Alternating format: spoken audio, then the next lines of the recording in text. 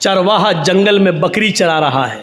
हज़रत उमर अपने साथियों के साथ जंगल में से गुज़र रहे हैं। उमर फ़ारूक के साथियों ने कहा भूख लग रही है, कुछ खाना बना लिया जाए। तो कहा कि चलो ये चरवाहा बकरियां चरा रहा है, इससे एक बकरी ख़रीद लेते हैं। हज़रत उमर ने कहा बीनी शातन, एक बकरी बेचोगे मुझे, एक बकरी मुझे बेच दो। चरवाहे ने कहा बकरी मेरी नहीं है, मेरे मालिक की है, हम तो ग़ुलाम हैं, हम तो उसका हुक्म मानते हुए बकरी चराने आए हैं जंगल में। उसको मालूम नहीं कि मेरे सामने जो हस्ती खड़ी है ये 22 लाख मुरब्बा मील पर हुकूमत करने वाली हस्ती है, ये उमर है, उसको मालूम नहीं है चरवाहे। हज़रत उमर ने उसका इम्तहान लिया, कहा अरे मालिक की है तो क्या हुआ, मालिक से कह देना जंगल में भेड़िया आया एक बकरी खा गया, और क्या क्या कर लेगा वो तेरा, कुछ नहीं करेगा। और हम खाल उतार के तुझे दे देंगे, उसमें खून लगा लेना, कह देना देख लो ये खाल छोड़ गया। उस चरवाहे ने कहा खामोश, मुझे बता रहे अपने मालिक से कह देना, मैं तुझे तो जानता नहीं हूं कि तू कौन है, लेकिन इतना सुन, मैं मोहम्मद रसूलुल्लाह का उम्मती हूं। हजरत उमर कान लगाकर उसकी बात को सुन रहे हैं। मैं मोहम्मद रसूलुल्लाह का मानने वाला हूं, तुमने मुझे जो मशवरा दिया, मेरा मालिक बहुत नेक है, अगर एक बकरी में तुम्हें बेच भी दूं और उसकी कीमत ले भी लूं तो मेरा मालिक मुझे कुछ नहीं कहेगा। मैं कह दूं कि बकरी भेड़िया खा गया तो मेरा मालिक मेरा यकीन भी कर लेगा, लेकिन दुनिया में तो मैं अपने मालिक से झूठ बोल जाऊंगा, लेकिन कयामत के दिन मैं उस मालिक को क्या जवाब दूंगा जो मेरे मालिक का भी मालिक है। कि एक चरवाहे के अंदर भी अल्लाह का ये डर है, अल्लाह का ये खौफ है। दूसरे दिन आते हैं और उसके मालिक को हुक्म देते हैं कि अपने ग़ुलाम को लेकर दरबार में आओ। ग़ुलाम का मालिक अपने ग़ुलाम को लेकर दूसरे दिन उमर फ़ारूक के दरबार में जाता है। ग़ुलाम ने देखा ये तो कल हमें जंगल में मिले थे, आज हमें डंडे मारेंगे, कोड़े मारेंगे, कल हमने इनको बकरी नहीं बेची, कल ही हमसे एक बकरी मांग रहे थे, और आज ये तो अमीरुल मोमिनीन है,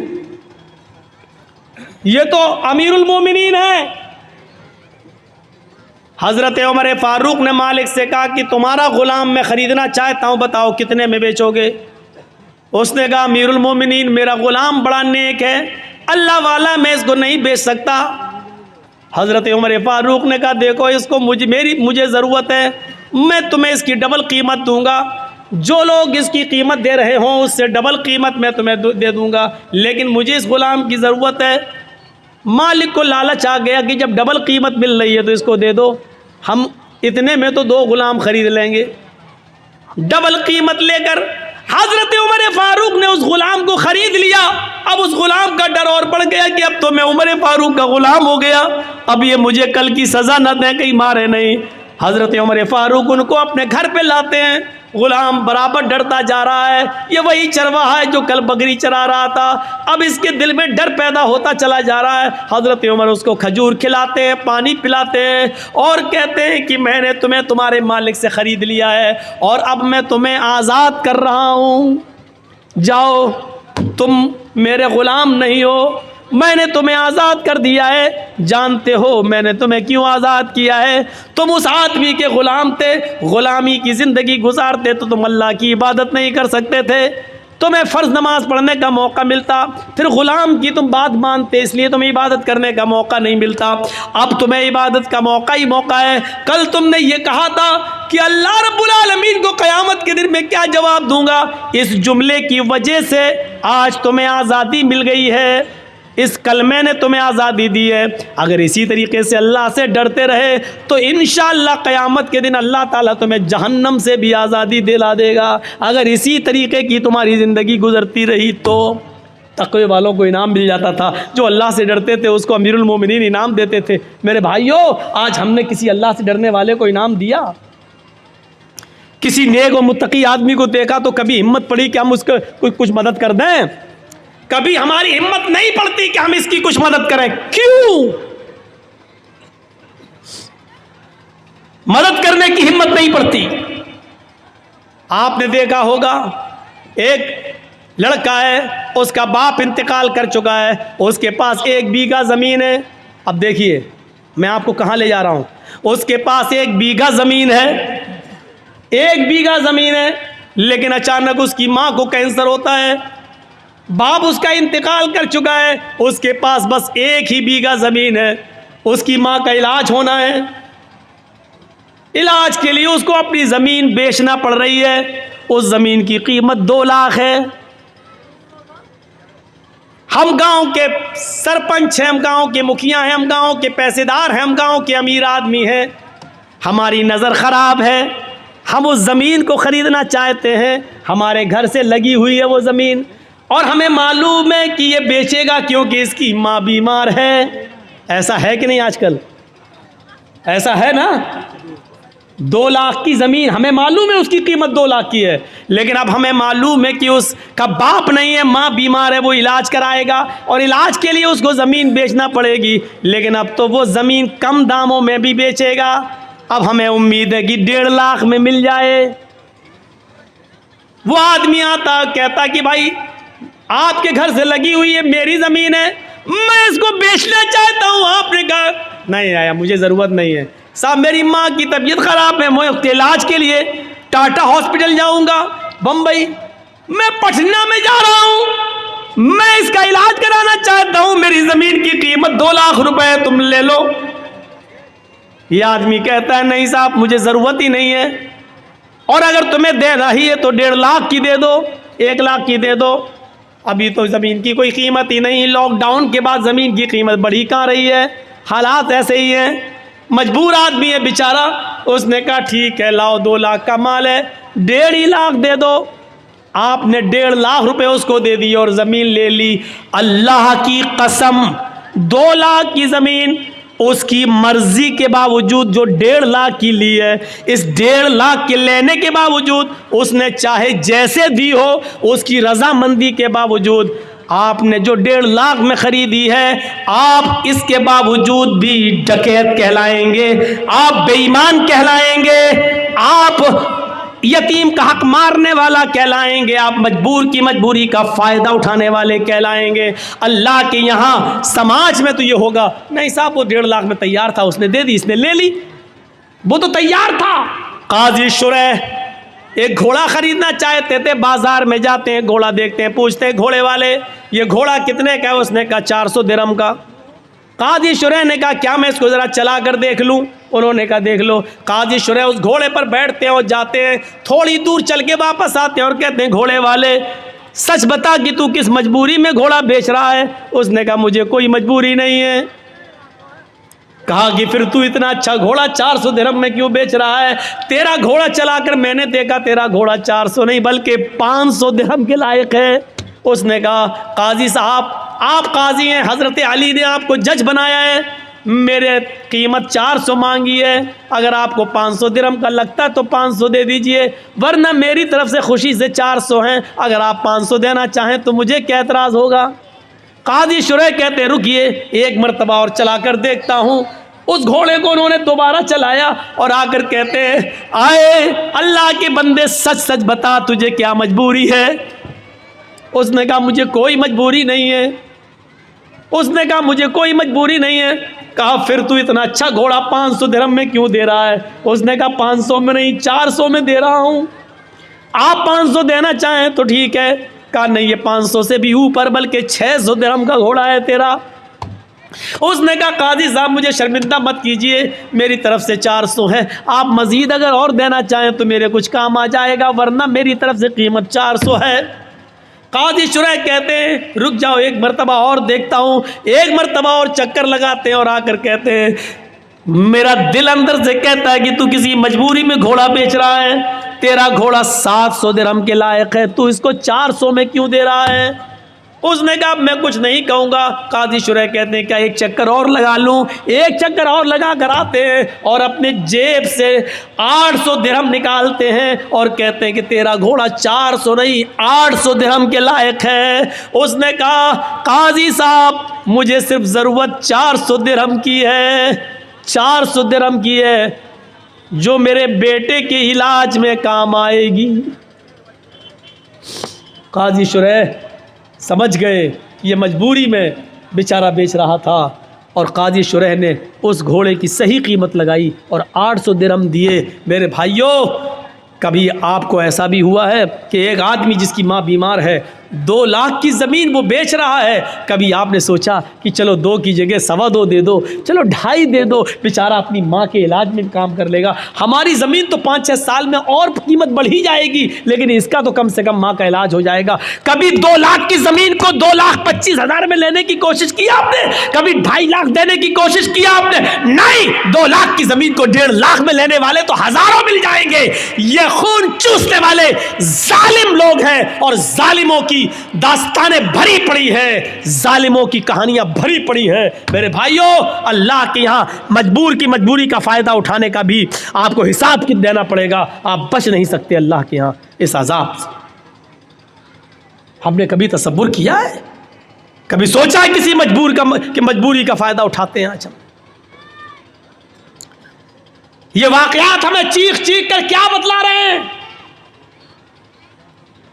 कभी इन वाकयात की तरफ हमने नजर डाली है? और आओ, तारीख का एक ऐसा वाकया मैं आपके सामने रखना चाहता हूं हजरत उमर फारूक की जिंदगी से कि आप ताज्जुब करेंगे। हजरत उमर फारूक का बच्चा बाहर सड़क पर खेल रहा है दूसरे बच्चों के साथ। कितना छोटा बच्चा था, 4-5 साल। और सामने ऑफिस है बैतुल माल, और बैतुल माल के ट्रेजी कौन है, खजांची कौन है? हजरत अबू मूसा अशरी रजी अल्लाह ताला अन्हु। हजरत अबू मूसा अशरी, हजरत अबू मूसा अशरी बाहर निकलते हैं बैतुल माल के ऑफिस से, देखते हैं कि कुछ बच्चे बाहर खेल रहे हैं और वो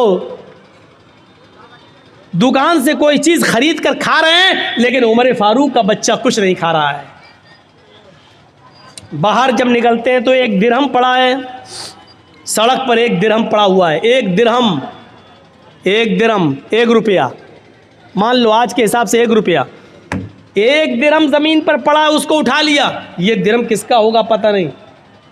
वो दिरहम हज़रत उमर फारूक के बेटे को दे दिया, लो बेटा ये लो, ये बच्चे कोई चीज़ खा रहे हैं, तुम भी खा लो। बच्चे ने 1 दिरहम खाया नहीं है, वो 1 दिरहम मुट्ठी में बांध लेता है, मुट्ठी को कस के पकड़ लेता है और वो दिरहम लेके आगे बढ़ जाता है और सीधे अपने घर पे आ जाता है। वो दिरहम लेकर सीधे अपने घर पे आ जाता है। हज़रत उमर फारूक की नज़र जब उस बच्चे के ऊपर पड़ती है, बाप की नज़र पहली नज़र में पहचान गया, एक हाथ खुला एक हाथ बंधा। बेटे ये मुट्ठी क्यों बंद है, खोलो। जैसी बच्चे ने मुट्ठी खोली तो उसमें से 1 दिरहम ज़मीन के ऊपर गिर गया। हज़रत उमर फारूक ने वो 1 दिरहम उठाया और उठाने के बाद कहा, मेरे बेटे सच बताओ ये 1 दिरहम तुम्हारे पास कहाँ से आया? बीवी से पूछा कि तुमने दिया? कहा नहीं मैंने नहीं दिया। कहा मैंने भी नहीं दिया। बेटा कहाँ से आया?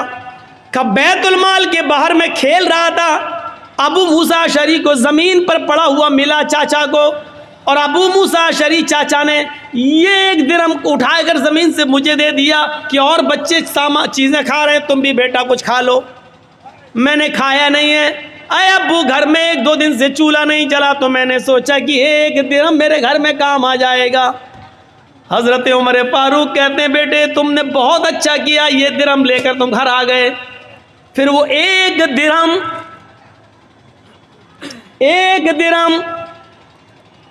10-20 बीघे ज़मीन पर नाजायज़ कब्जा करने वालों, भू माफिया बनने वालों, गुंडागर्दी करने वालों, इस वाक़े की रोशनी में अपने आप को तलाश करो कि हम कौन हैं। अबू मूसा अशरी के पास 1 दिरहम लेकर हज़रत उमर आते हैं और वो 1 दिरहम रुपया, 1 दिरहम जो लोहे का सिक्का था, इस सिक्के को उठाकर हज़रत अबू मूसा अशरी के सर पे मारते हैं। वो तो अच्छा हुआ कि उनके सर पे पगड़ी बंधी हुई थी, वरना सर फट जाता। वो 1 दिरहम उनके सर पे मारते हैं, पगड़ी पे लगता है, लेकिन इतनी ज़ोर से मारा था कि पगड़ी के ऊपर से भी वो 2 दिरहम का असर उनके सर में होता है, यानी उनको उसकी हल्की सी चोट का असर सर के अंदर महसूस होता है। हज़रत अबू मूसा ने कहा क्या हुआ अमीरुल मोमिनीन? हज़रत उमर ने क्या जुमला कहा, उस जुमले पर गौर करो। कहा है अबू मूसा, क्या जहन्नम में दाखिल करने के लिए, जहन्नम रसीद करने के लिए, जहन्नम में पहुंचाने के लिए तेरी नज़र उमर के ख़ानदान पर और उमर के घर पर ही पड़ी थी, कोई और तेरी नज़र में नहीं आया, तेरी नज़र में कोई और नहीं जमा? क्या जहन्नम पहुंचाने के लिए तेरी नज़र उमर के घर पर ही पड़ी थी? एक दिरहम, और एक दिरहम के बारे में क्या कह रहे हैं? क्या जहन्नम भेजने के लिए तेरी नज़र मेरे ही घर पे पड़ी थी, कोई और नहीं मिला पूरे अरब के अंदर तुझे? कहा क्या हुआ? ये एक दिरहम का जमीन पर पड़ा था, सारे बच्चे खा रहे थे, आपका बच्चा मुंह तक रहा था, मैंने एक दिरहम आपके बच्चे को दे दिया, वो कुछ खा ले। कहा एक दिरहम जब मिल गया था तो तुमने फरमान नहीं सुना, उस एक दिरहम को बैतुल माल में जमा कर देते, ये तमाम मुसलमानों की अमानत है। अगर कोई पूछता, दावा करता तो उसको दे दिया जाता, नहीं तो बैतुल माल में जमा कर दिया जाता। तुमने मेरे बेटे को क्यों दिया? आए अबू मूसा, आज तुमने ऐसा कर दिया, अगर आइंदा तुमने कभी ऐसा किया तो नौकरी से भी निकाल दूंगा, बैतुल माल के चौधराहट से मैं तुम्हें बेदखल कर दूंगा और सजा दूंगा तो अलग। क्या समझ रखा है तुमने? क्या हम इस वाक़े की रोशनी में कैसे लगते हैं? हमने तो कितने नाजायज़ लोगों को दबाया होगा और कितनों की बेईमानी की होगी, ज़मीन जायदाद ये वो सब। एक वाक़े की तरफ और आइए और उससे आप अंदाज़ा लगा सकते हैं। उमर इब्न अब्दुल अज़ीज़ का दौर है, उमर इब्न अब्दुल अज़ीज़ का दौर है और सुबह ईद होने वाली है, चांद हो चुका है, चांद हो चुका है, सुबह ईद होने वाली है। उमर इब्न अब्दुल अज़ीज़ की बीवी कहती है देखो आपके पास भी कपड़े नहीं है पहनने को, मेरे पास भी नहीं है, हम और आप तो पुराने कपड़े पहन लेंगे, लेकिन बच्चा नए कपड़े की जिद कर रहा, बच्चे के लिए तो नया कपड़ा होना चाहिए, पड़ोस के बच्चे नए कपड़ा पहनेंगे और अमीरुल मोमिनीन का बेटा पुराने कपड़े। कहा मेरी बीवी बैतुल माल से मुझे इतनी तनख्वाह नहीं मिलती कि मैं उससे अपने बच्चे को नया कपड़ा पहना सकूँ। बीवी ने कहा अमीरुल मोमिनीन है, 1 महीने की तनख्वाह एडवांस ले लीजिए, अगले महीने मत लीजिएगा। कहा बीवी मशवरा अच्छा दे रही हो। होता है कभी कभी लोग किसी के यहाँ काम करते हैं, साहब मेरी बीवी बीमार है, 1 महीने की एडवांस तनख्वाह दे दो, हम धीरे धीरे कटा देंगे, कोई बुरी बात नहीं है अगर मालिक राज़ी हो जाए तो। अबू मूसा उमर इब्न अब्दुल अज़ीज़ ने एक लेटर लिखा और अपने खादिम से कहा जाओ बैतुल माल के कैशियर से कहना ये लेटर दे देना, वो तुम्हें 1 महीने की तनख्वाह एडवांस दे देगा। अमीरुल मोमिनीन खुश थे, उमर इब्न अब्दुल अज़ीज़ के 1 महीने की तनख्वाह एडवांस, और वो तो मेरा खादिम है, वो तो दे ही देगा, जब हमने ऑर्डर दे दिया, लिख के दे दिया तो वो दे देगा। जैसे ये लेटर कैशियर के हाथ में आता है, उसने पढ़ा खजांची ने, उसमें लिखा है कि कल ईद है, मेरे बच्चे के पास नए कपड़े नहीं है पहनने के लिए, लिहाजा मुझे 1 महीने की तनख्वाह एडवांस दे दो, अगले महीने मत देना, उस महीने के अंदर काट लेना। उस खजांची ने उस लेटर को पढ़ने के बाद अंदर जाकर उसी लेटर के पीछे कुछ लिख दिया और लिखने के बाद उसको लिफाफे में बंद करके क्या जाओ इसको दे देना उमर इब्न अब्दुल अज़ीज़ को। कहा उन्होंने 1 महीने की तनख्वाह एडवांस मंगाई, कहा मैंने इसका जवाब दे दिया है, इसका जवाब वो पढ़ लेंगे, उसके बाद आप आना, अगर इसके बावजूद वो मंगाएंगे तनख्वाह मांगेंगे 1 महीने की तो मैं दे दूँगा, मैंने उसमें कुछ सवाल किया है।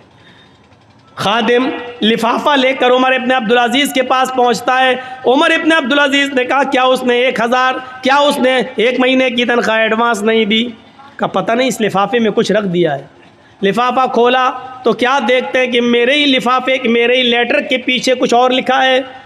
उसको पढ़ते हैं, उसमें लिखा हुआ है उमर इब्न अब्दुल अज़ीज़ अमीरुल मोमिनीन, आपका हुक्म सराखों पर, आपको 1 महीने, 5 महीने, 6 महीने, आप जितनी कहें उतनी तनख्वाह मैं देने के लिए आज़ाद हूँ, मैं देने के लिए तैयार हूँ। अमीरुल मोमिनीन, आपने लिखा है कि मेरे बच्चे के पास नए कपड़े नहीं हैं पहनने के लिए, इसलिए मुझे 1 महीने की तनख्वाह एडवांस दे दो, अगले महीने काट लेना। लेकिन आपने ये नहीं लिखा अगले महीने तक अगर आप जिंदा न रहे, अगला महीना शुरू होने से पहले अगर आपका इंतकाल हो गया तो 1 महीना जो एडवांस तनख्वाह आपके पास जाएगी, इस तनख्वाह को वापस कौन करेगा? उसका ज़मानती कौन है? उस तनख्वाह को बैतुल माल में जमा कौन करेगा? काश ये वाक़यात मोदी ने पढ़े होते, ये वाक़यात योगी ने पढ़े होते, तो उनको पता चलता कि इस्लामी हुक्मरानों की तारीख कैसी गुजरी है। ये बेचारे 10-10 और 20-20 लाख का सूट बूट पहनकर अमेरिका के प्राइम मिनिस्टर का स्वागत करने वाले लोग क्या जाने कि हुकूमतें कैसे चलाई जाती हैं। हुकूमत चलाना सीखना है तो सीखो उमर इब्न अब्दुल अजीज से, सीखो हजरत उमर फारूक से, और उन्हीं से सीखी थी महात्मा गांधी जी ने। इसीलिए तो कहा था बापू ने कि अगर देश में खून खराबा बंद करना चाहते हो, अमन सुकून चाहते हो, तो हजरत उमर फारूक जैसा कानून नाफिज कर दो, देश के अंदर खून खराबा बंद हो जाएगा। ये महात्मा गांधी ने जुमले कहे हैं, सत्य और अहिंसा के अंदर आज भी लिखे हुए हैं।